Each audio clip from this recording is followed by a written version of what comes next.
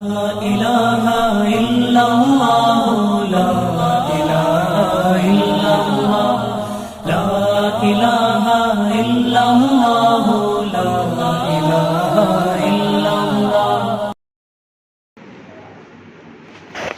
الحمد لله نحمده ونستعينه ونستغفره ونؤمن به ونتوكل عليه ونعوذ بالله من شرور أنفسنا ومن سيئات أعمالنا. من يهده الله فلا مضل له ومن يضلله فلا هادي له. ونشهد أن لا إله إلا الله وحده لا شريك له. ونشهد أن سيدنا ومولانا محمدا عبده ورسوله صلى الله عليه وعلى آله وأصحابه وبارك وسلم تسليما كثيرا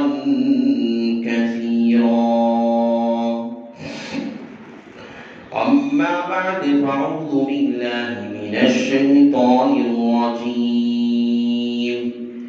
بسم الله الرحمن الرحيم. قل إن كنتم تحبون الله فاتبعوني يحببكم الله ويغفر لكم ذنوبكم والله غفور رحيم. وقال النبي صلى الله عليه وسلم: لا يؤمن أحدكم أحب إليه من والده وولده والناس أجمعين.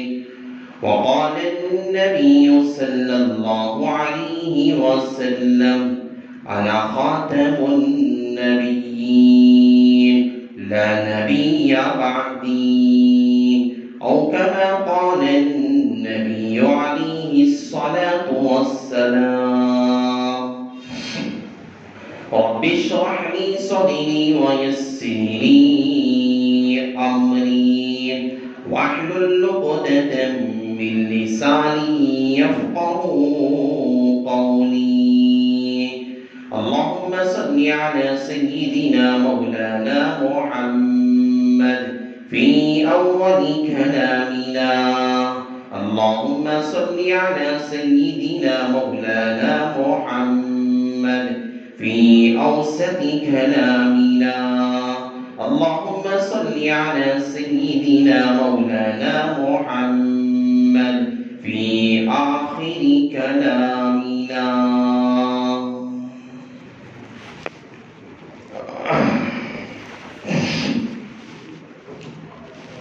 معزز سامعین کرام،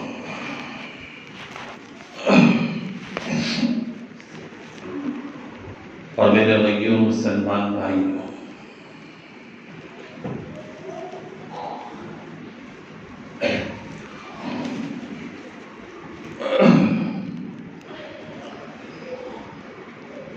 اللہ تبارک و تعالیٰ نے مقصد حیات اور انسانوں کی رہنمائی اور رہبری کے لیے اور قوموں کو اور انسانیت کو اپنے خدا سے، اپنے خالق سے تعلق مضبوط اور ربط کو مضبوط کرنے کے لیے اللہ تبارک و تعالیٰ نے حضرات انبیاء علیہ السلام کا سلسلہ رکھا. آپ حضرات کے سامنے وہ ساری باتیں آئی.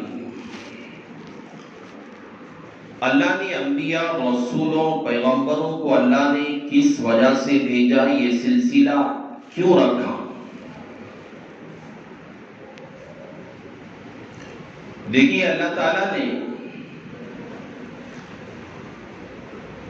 انسانیت کی دنیا میں وجود سے پہلے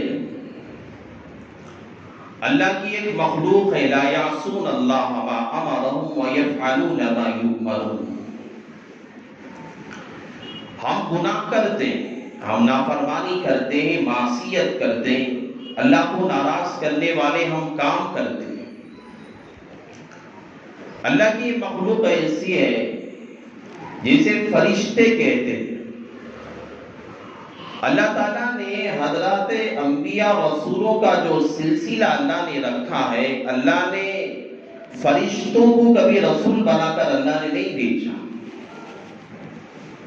اللہ چاہتا تو رسولوں میں بھی رسول کو اور نبی انبیاء کو فرشتوں میں بھیجتا، کیونکہ فرشتے اللہ تعالیٰ کی ہمیشہ تکبیر میں، تحمید میں، اللہ کی کبریائی میں ہمیشہ لگے رہتے۔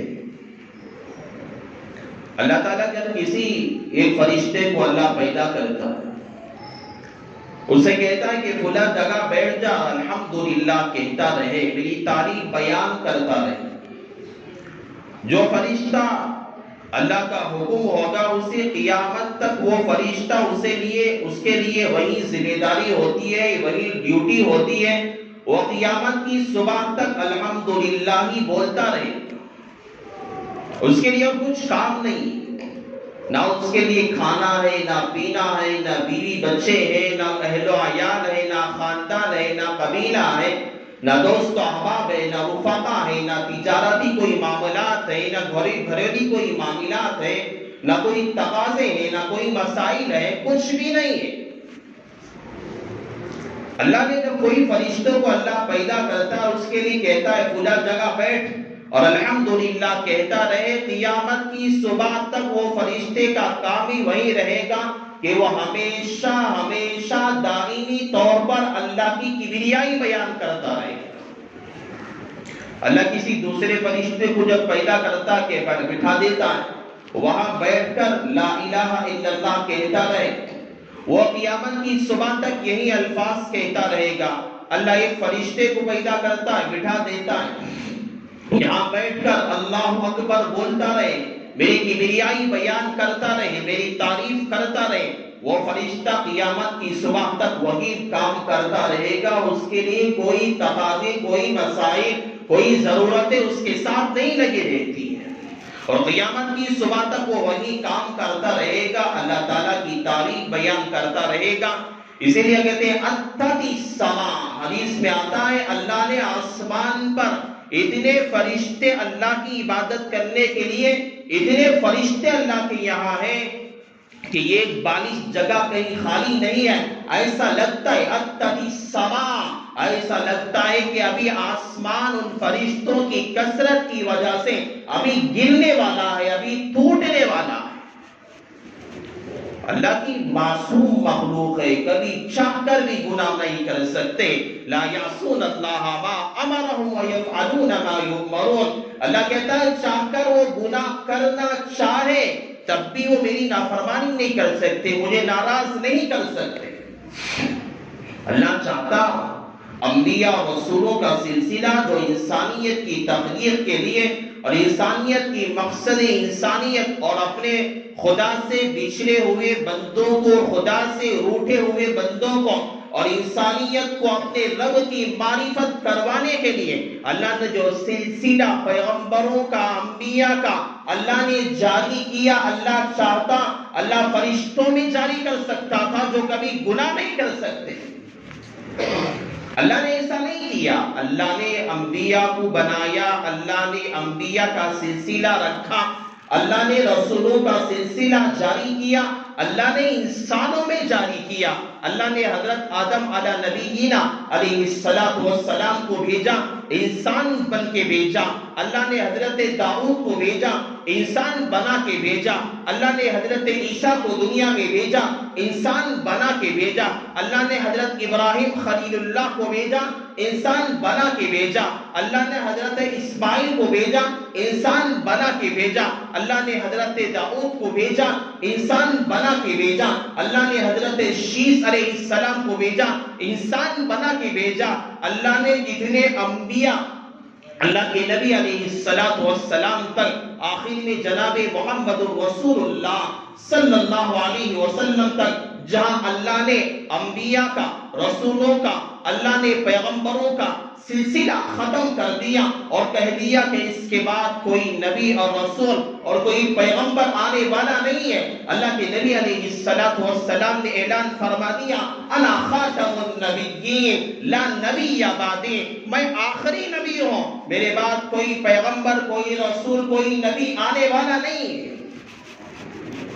اللہ نے جتنے انبیاء کا سلسلہ اللہ نے رکھا, رسولوں کا سلسلہ اللہ نے رکھا, اللہ نے دنیا میں بھیجا, یہ انسانی شکل میں بھیجا, انسان بنا کے بھیجا, فرشتے کی شکل میں نہیں بھیجا. فرشتہ کو اللہ نے رسول اور پیغمبر کا مقام اور مرتبہ دے کر دنیا میں نہیں بھیجا.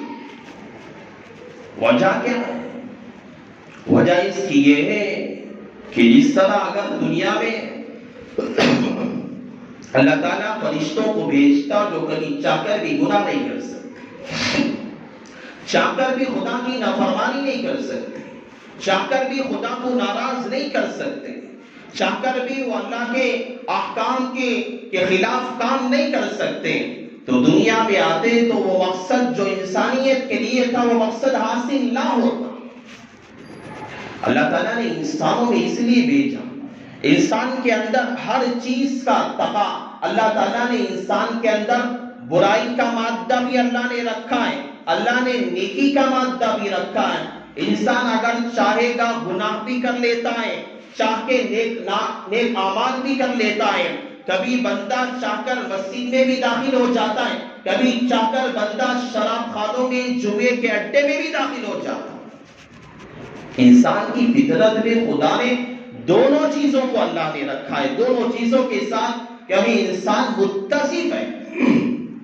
اور نبی کو اللہ نے انسانی شکل میں بھیجا, رسول کو اللہ نے انسانی شکل میں بھیجا, تو اللہ تعالیٰ نے اس لیے بھیجا تاکہ مقصد حیات, جس مقصد کو اللہ تعالیٰ نے انسانیت کو دے کر بھیجا ہے, اللہ نے جس مقصد کو دے کر ہم سب کو بھیجا ہے, وہ مقصد انبیاء اور رسول اور پیغمبر انسانیت کو سمجھائے اور پہچانے اور بتائے کہ اللہ نے دنیا میں کس وجہ سے بھیجا.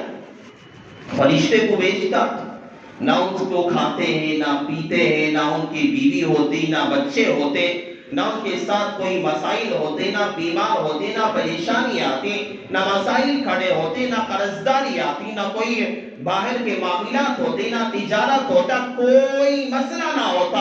انسانیت کو جو سمجھانا تھا وہ مقصد پورا نہ ہوتا. اور نبی آئے, اللہ نے انبیاء کے ساتھ بیوی کو رکھا, ان کے بچوں کو رکھا, اللہ نے انبیاء کے ساتھ تجارتی معاملات کو رکھا, گھریلو معاملات کو رکھا, اللہ نے پڑوسی کے معاملات کو رکھا, اللہ نے دوستوں رفقا کے معاملات کو رکھا, اللہ نے خاندان کے معاملات رکھا, اللہ نے باہر کے معاملات رکھا, اللہ نے گھر کے معاملات کو رکھا, اللہ نے اپنے بھائیوں کے ساتھ کے انبیاء کے معاملات کو رکھا, اپنے بچوں کے ساتھ کے سلوک کو رکھا, اپنے رشتہ داروں کے معاملات رکھا.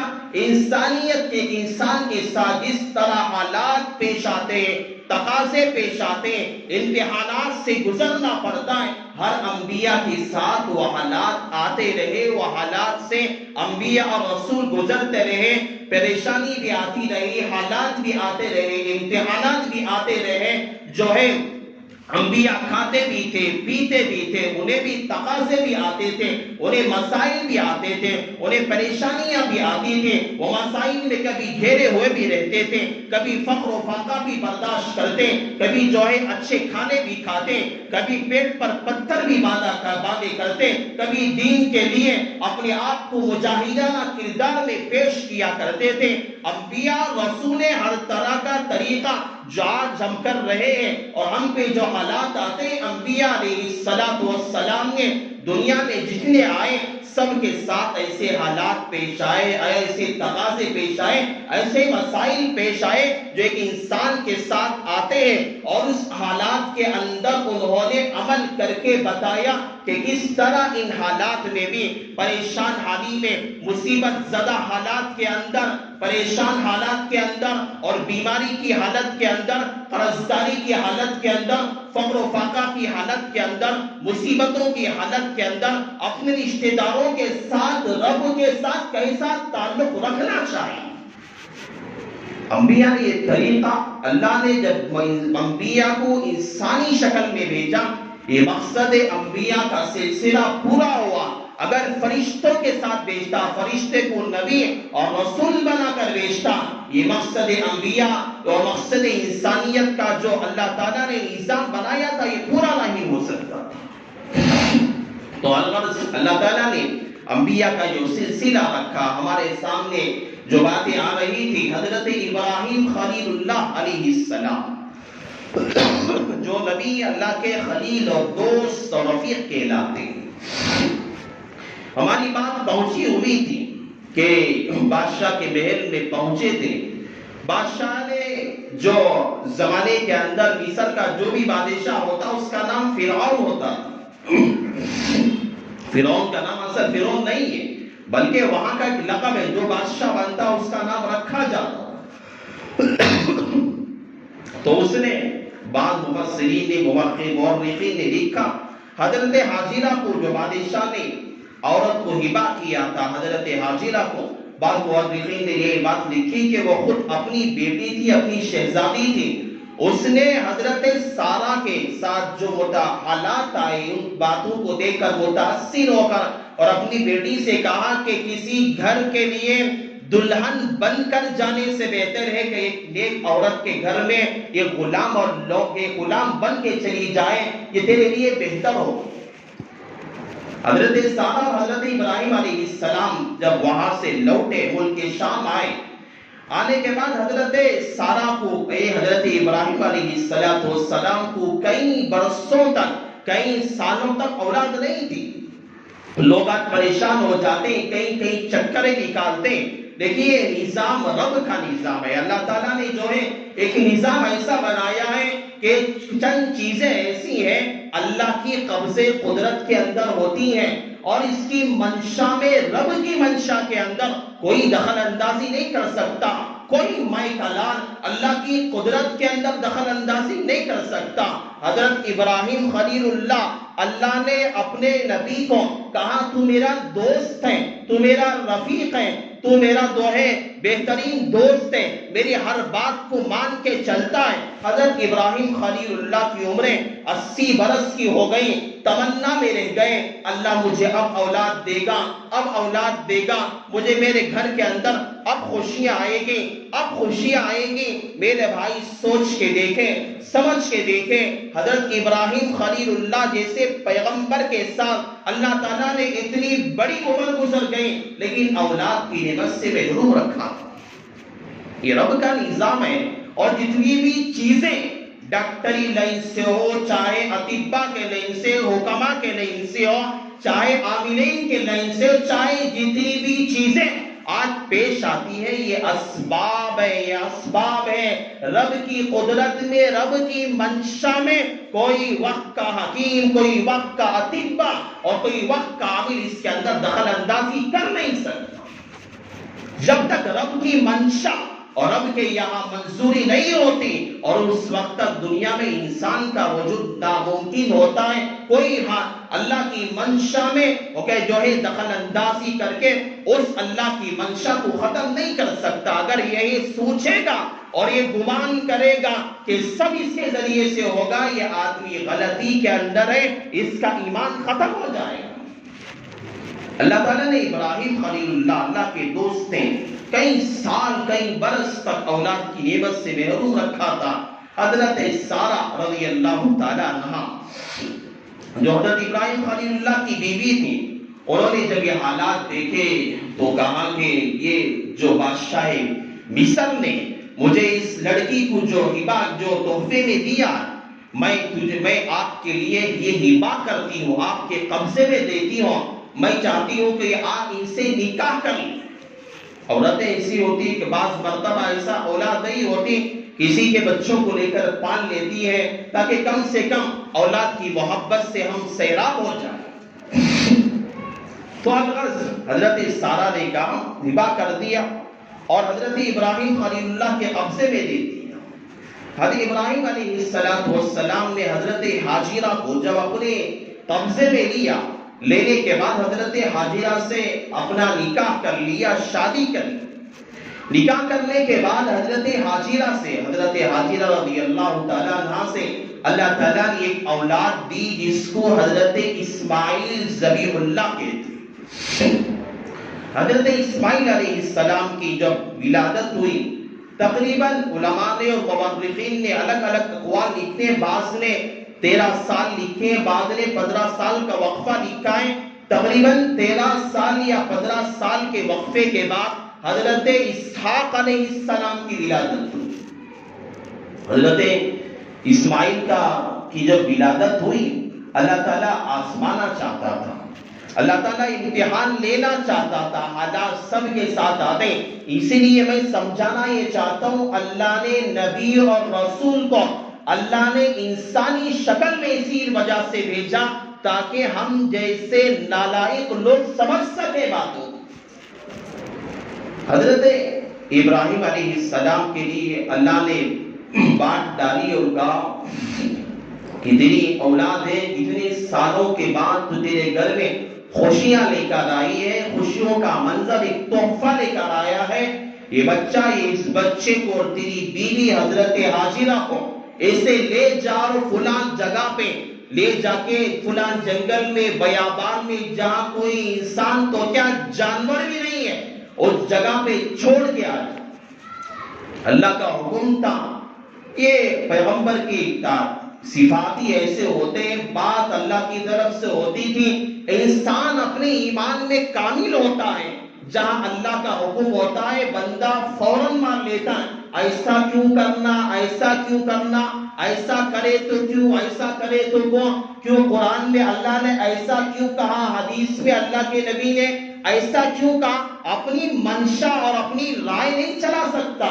جو آدمی اپنے ایمان میں کمزور ہوتا ہے، ناقص ایمان والا ہوتا ہے، یہ باتیں جو ہے نکالتا رہے گا، ایسا ہونا چاہیے تھا، ایسا ہونا چاہیے تھا، فلاں بات ایسا ہونی چاہیے تھی، اللہ نے تو ایسا کہنا چاہیے تھا، اپنی رائے قائم کرتا ہے۔ لیکن جو آدمی اپنے ایمان میں مضبوط تر ہوتا ہے، یہ باتیں کبھی نہیں کرتا۔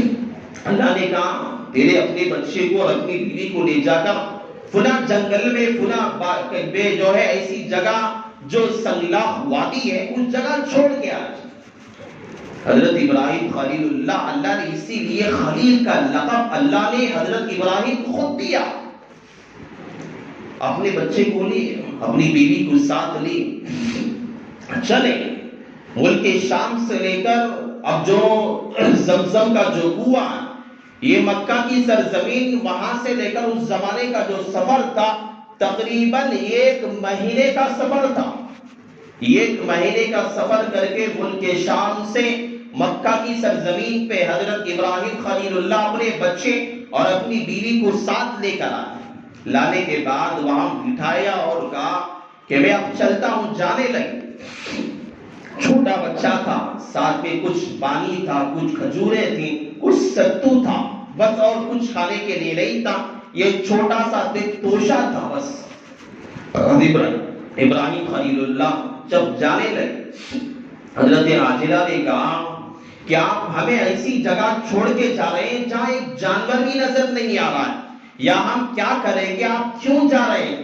بار بار پوچھنے لگی۔ حضرت ابراہیم خلیل اللہ خاموش رہے، کچھ نہیں کہا، خاموش رہے، بار بار سوال کرنے لگے۔ تو آپ آخر میں پوچھا کیا آپ کو اللہ تعالیٰ کی طرف سے یہ حکم ہوا ہے کہ ہم ماں اور میرے بچے کو یہاں لا کے چھوڑ کے چلے جائیں؟ حضرت ابراہیم نے کہا ہاں، میرے رب کی طرف سے حکم ہوا ہے کہ اسی طرح یہاں چھوڑ کے جاؤ، اس کے بعد کیا ہوگا، کیا حالات تمہارے اوپر آئیں گے گے کیا تم زندہ رہو گی یا مر جاؤ گی؟ میرا بچہ زندہ رہے گا یا بھوک سے مر جائے گا؟ کوئی جانور آ کے کھا کے چلا جائے گا؟ مجھے اس کے ان باتوں کا کوئی اعتبار نہیں ہے۔ میرے رب نے مجھ سے کہا ہے کہ یہاں چھوڑ کے چلے آنا، میں تجھے چھوڑ کے آ رہا ہوں، اس کے بعد میں تم لوگوں کو میرے رب کے حوالے کرتا ہوں۔ نبی کی بیوی تھی، اس نے بھی کہا جب اللہ کی طرف سے حکم ہے، ہم اللہ تعالیٰ کی بات پہ ہم جو ہے منظور ہیں، ہم جیسے اللہ تعالیٰ کی طرف سے آپ کو حکم ہوا ہے ہم ویسے ہی کریں گے، آپ جا سکتے۔ چلی گئے حضرت ابراہیم خلیل اللہ، چلے گئے۔ چھوٹا سا بچہ تھا، معصوم بچہ تھا، جو ابھی دودھ پیتا بچہ حضرت اسماعیل تھے، اور جب تک کھانا پانی موجود تھا، جو مشکیزے میں پانی تھا، کھجوریں کچھ تھیں، ستو تھا، جب تک کھاتے رہے بچے کو دودھ پلاتی رہی حضرت حاجرہ۔ جب یہ ستو بھی ختم ہو گیا، کھجوریں ختم ہو گئی، پانی ختم ہو گیا، اور بچے کو جو دودھ سینے سے آ رہا تھا، کھانا نہ کھانے کی وجہ سے، فقر و فاقہ برداشت کرنے کی وجہ سے، بھوک برداشت کرنے کی وجہ سے، پیاس برداشت کرنے کی وجہ سے، اور اس سرزمین پر جہاں گرمی زیادہ ہوتی ہے اور اس گرماہٹ برداشت کرنے کی وجہ سے حضرت حاجرہ کے سینے میں دودھ بھی سوکھ گیا۔ ایک طرف ماں بھوک سے پریشان، دوسری طرف بچہ ہے، یہ بھی بھوک سے پریشان ہے۔ بچہ بلبلاتا، روتا اور بار بار روتا اور رو رو کر ہچکیوں پہ آ جاتا۔ ماں بہرحال ماں ہوتی ہے، اور ماں نے برداشت نہ کیا، ارے میرا بچہ رو رہا ہے۔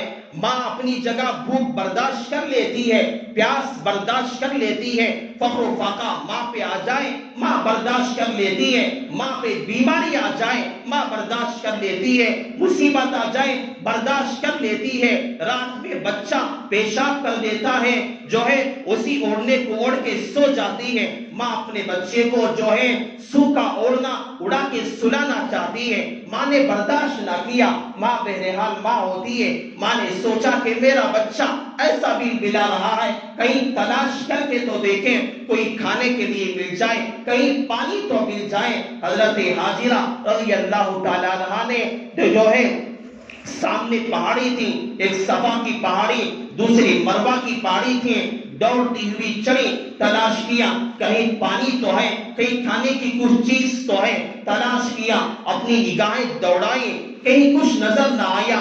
بچہ جب زیادہ نیچے رونے لگا، دوڑتی ہوئی پہاڑ سے اتری، اپنے بچے کو اٹھائی اور اپنے سینے سے لگایا، بچے کو تسلی دینے لگے۔ جب بچہ ماں کے سینے سے لگ کر رونا بند کر دیتا، اپنے بچے کو نیچے زمین پہ ڈالتے، پھر مروہ کی پہاڑی پہ چڑھتے، اور وہاں جب چڑھتے دوڑتی ہوئی جاتی، دیکھتے کہیں پانی تو ہے، کہیں کھانے کی کچھ چیز تو ہے، کہیں کوئی لوگ تو نظر آ رہے ہیں، جاتی تلاش کرتی۔ جب بچہ بہت زیادہ رونے لگتا، پھر پہاڑی سے مروہ سے اترتے، اپنے بچے کو پھر دوبارہ آتی، سینے سے لگاتی، اسے تسلی دیتی، اپنے بچے کو بوسہ دیتی، پیار کرتے۔ پھر جب بچہ رونا بند کر دیتا، اسے زمین پہ ڈالتی، پھر مروہ پہ چڑھتی، پھر صفا پہ چڑھتی، اسی طرح 7 چکریں لگائے۔ جب مروہ پہ جب پہنچی ہوئی تھی، وہاں دیکھا کہ وہاں تلاش کر رہی تھی، کچھ نظر نہیں آ رہا تھا، کوئی انسان نظر نہیں آ رہا تھا، کوئی جانور نظر نہیں آ رہا تھا، کوئی آدمی نظر آنے والا نہیں تھا، کہیں پانی کا نام و نشان نہ تھا۔ اور جب یہ حالات دیکھیں، اللہ تعالیٰ کو یہ ادا حضرت حاجرہ کی بہت پسند آ گئی، بہت پسند آ گئی۔ اللہ تعالیٰ نے جو بچہ حضرت اسماعیل ذبیح اللہ نیچے جو ہے زمین پہ گڑ گڑا رہا تھا، بلبلا رہا تھا، رو رہا تھا، اور اپنے پیر زمین پہ مار رہا تھا بھوک کی وجہ سے، پیاس کی وجہ سے، اللہ تعالیٰ نے اسی پیروں کے نیچے سے اللہ نے پانی کے چشمے کو اللہ نے جاری کروا دیا۔ حضرت حاجرہ نے جب مروہ پہ کھڑی ہوئی تھی، دیکھا کہ پانی کے نکلنے کی آواز آ رہی ہے، دوڑتے ہوئے آئے, دیکھا کہ پانی کا چشمہ ابل رہا ہے. حضرت حاجرہ, اللہ کے نبی علیہ السلام فرماتے, حضرت حاجرہ نے جو ہے مٹی کو لیا اور پانی کے اس چشمے کے اطراف پہ ڈال دیا اور اس کے اطراف پہ ڈال دیا. اگر حضرت حاجرہ اگر اس پانی کے اطراف میں مٹی نہ ڈالتے, اسے نالے کی طرح نہ بناتے, تو یہ پانی جو نکلنے والا زمزم کا پانی تھا پوری جگہ پھیل جاتا اور پھیلتا ہی رہتا. حضرت حاجرہ نے اسے جو ہے پانی مٹی کے ذریعے سے باندھ دیا, ایک محدود طریقے پہ باقی رہ گیا. اللہ تعالیٰ کو حضرت حاجرہ کی یہ ادا ایسی پسند آئے. حج پہ جو بھی بندہ جاتا ہے, صفا مروہ کی صحیح قریب کیے بغیر اس بندے کا حج مکمل نہیں ہو سکتا. اسے صفا پہ چڑھنا پڑے گا, اترنا پڑے گا, مروہ پہ چڑھنا پڑے گا, اترنا پڑے گا. یہ پہاڑیاں ہیں, 60 چکر اسے لگانے پڑے گے. جب لگائے گا, اللہ تعالیٰ نے کہا جو مناسک حج ہیں, جو ارکان حج ہیں, ان ارکان حج کے لیے اللہ تعالیٰ نے لازم قرار دے دیا. حج پہ جانے والا بندہ یہ ارکان ادا کیے بغیر, صفا مروہ کی صحیح کیے بغیر, اور حضرت حاجرہ کا جو طریقہ محبت اپنے رب سے تھا اگر کیے بغیر بندہ لوٹ کے آئے گا, اس کا حج جو ہے نامکمل رہے. ان ایک بندوں کا طریقہ ہوتا ہے کہ اس طرح اپنے رب کو راضی کیا کرتے تھے. کیا طریقہ تھا؟ الغرض آنے والی جمعہ میں اس کے بعد کا میں تذکرہ آپ کے سامنے رکھوں گا. اللہ سے میں دعا کرتا ہوں, اللہ تعالیٰ نے جو باتیں اللہ نے مجھ سے آج کہلوائی ہے, اللہ سب سے پہلے مجھے عمل کی توفیق نصیب فرمائے. اللہ تعالیٰ آپ لوگوں کو بھی عمل صالح کی توفیق نصیب فرمائے. بس انہی کلمات پر اپنی بات کا اختتام کرتا ہوں. آمین. وآخر دعوانا الحمدللہ رب العالمین.